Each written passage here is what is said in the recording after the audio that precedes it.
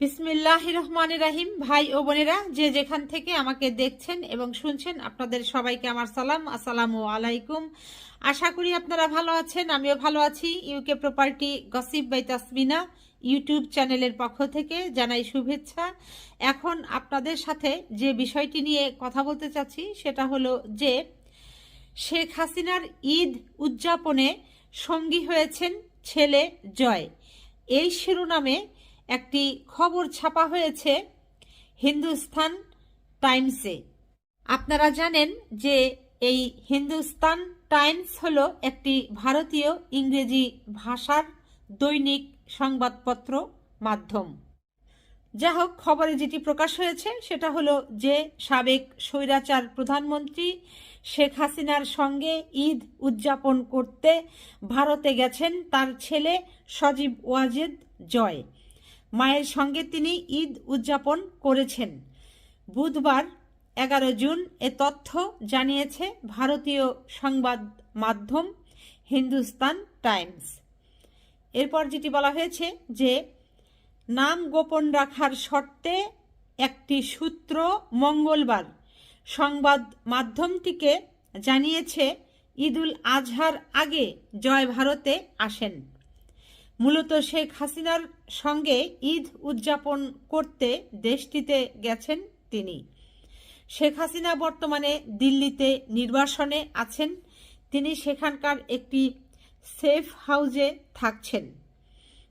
গত বছরের 5 আগস্ট 2024-এ ছাত্র জনতার গণ অভ্যুত্থানে পালিয়ে ভারতে চলে যান শেখ হাসিনা। ওই সময় পালিয়ে যান আওয়ামী লীগের বেশিরভাগ নেতাকর্মীও, যারা এখন বিভিন্ন জায়গায় পালিয়ে বেড়াচ্ছে। এসবের মধ্যেই ছেলের সঙ্গে ঈদুল আজহা উদযাপন করছেন পলাতক বাংলাদেশের সাবেক প্রধানমন্ত্রী শেখ হাসিনা। ভারতের সরকারি কর্মকর্তারা সজীব ওয়াজেদ জয়ের ভারতে আসার ব্যাপারে কোনো মন্তব্য করেনি। জয়ের ভারতে যাওয়ার ব্যাপারে একটি সূত্র বলেছে, হাসিনার ছেলে মূলত তার মায়ের সঙ্গে ঈদ করতে ভারতে এসেছে। গত বছরের অগস্টে ভারতে আসার পর প্রথম দর্শনার্থী হিসাবে জয়ের সঙ্গে দেখা করেছেন তিনি।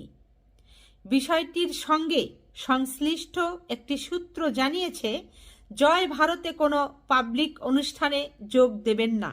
এছাড়া তার ভ্রমণসূচিও এখনও প্রকাশ করা হয়নি। এদিকে গত বছরের জুলাইয়ের বাংলাদেশে ঘটে যাওয়া ভয়াবহ গণহত্যা, যার নির্দেশদাতা হিসেবে শেখ হাসিনার বিরুদ্ধে মানবতা বিরোধী অপরাধের বিচার শুরু হয়েছে। হাসিনাকে ফিরিয়ে দিতে ভারতকে আহ্বান জানিয়েছে বাংলাদেশ সরকার, কিন্তু এই ব্যাপারে নয়াদিল্লি এখনও কার্যকরী কোনো ব্যবস্থা গ্রহণ করেনি। আদালত শেখ হাসিনাকে আগামী 16 জুন 2025-এর মধ্যে উপস্থাপনের নির্দেশ দিয়েছেন। শেখ হাসিনা ভারতে পালানোর পর দেশটির সঙ্গে বাংলাদেশের সম্পর্ক তলানিতে গিয়ে ঠেকে।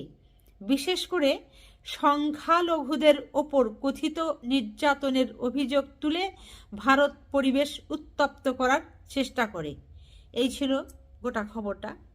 তো যেটি বোঝা যাচ্ছে যে এই হিন্দুস্তান টাইমসে যেটি বলেছে, শেখ হাসিনা গত 5 আগস্ট 2024-এ বাংলাদেশ থেকে ভারতে দিল্লিতে চলে যাবার পর এই প্রথম তার ছেলের সাথে দেখা হলো, এবং ছেলের কথা উল্লেখ করে বলা হয়েছে যে এই প্রথম কোনো দর্শনার্থীর সাথে তার দেখা হলো।